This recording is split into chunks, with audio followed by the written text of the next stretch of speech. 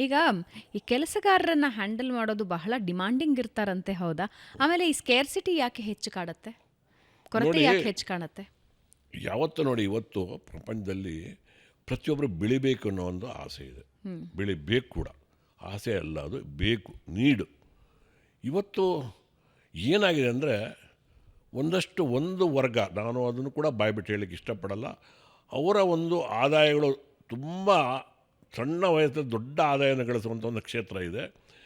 ಅದನ್ನು ಬಿಟ್ಟರೆ ಬಾಕಿ ಎಲ್ಲ ಕ್ಷೇತ್ರಗಳಲ್ಲೂ ಏನಾಗುತ್ತದೆ, ಆ ಮಟ್ಟದಲ್ಲಿ ಆ ಒಂದು ಏಜ್ ಬರೋ ತನಕ ಅವರಿಗೆ ಸಂಪಾದನೆ ಮಾಡೋಕ್ಕಾಗಲ್ಲ. ಯಾರೋ ಒಬ್ಬ ಡಾಕ್ಟ್ರ್ ಆದರೂ ಕೂಡ ಅದು ಒಂದು ಒಳ್ಳೆ ಇದು ಮಾಡಬೇಕಾದ್ರೆ ಅವ್ರು 35-40 ವರ್ಷ ಅವ್ರ ಹೌಸ್ಗೆ ಎಲ್ಲ ಮಾಡಿ, ಹೌಸ್ ಸರ್ಜನ್ ಮಾಡಿ, MD ಮಾಡಿ ಒಬ್ಬರು ಇಂಜಿನಿಯರು ಅವ್ರ ಎಕ್ಸ್ಪೀರಿಯನ್ಸ್ ಗೇನ್ ಆದಮೇಲೆ ಅವರಿಗೆ ಬರೋಕ್ಕೆ, ಒಂದು ಚಾರ್ಟೆಡ್ ಅಕೌಂಟೆಂಟ್ ಒಂದು ವರ್ಷ ಆದಮೇಲೆ ಬರುತ್ತೆ.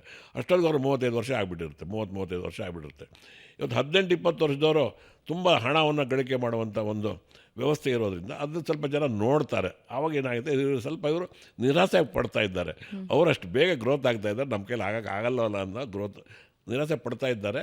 ಆದರೆ ಹಿಂದಿನಿಂದ ನಡೆದು ಬಂದಂಥ ದಾರಿಗಳು ಏನಿದ್ರು ನಮ್ಮ ಟ್ರೆಡಿಷನಲ್ ಜೀವನಗಳಲ್ಲಿ ಎಲ್ಲದೂ ಒಂದೊಂದು ಕಾಲಕ್ಕೆ ತಕ್ಕಂತೆ ನಡ್ಕೊಂಡು ಬರ್ತಾ ಇದೆ. ವಿಪರೀತವಾದ ಒಂದು ಆಸೆ ಆಕಾಂಕ್ಷೆಗಳನ್ನ ಇಟ್ಕೊಂಡು ಅದನ್ನು ಆಸೆ ಇರಬೇಕು, ದುರಾಸೆ ಆಗಬಾರ್ದು. ದುರಾಸೆಗೆ ಒಳಪಡದೇ ಇದ್ದರೆ ನಿಜವಾಗ್ಲೂ ಏನೋ ಇವತ್ತು ಒಳ್ಳೆ ಜೀವನ ನಡೆಸಬಹುದು ಈಗ ಯಾವುದೇ ನಾಳೆಯಿಂದ ಕ್ಷೇತ್ರದಲ್ಲೂ.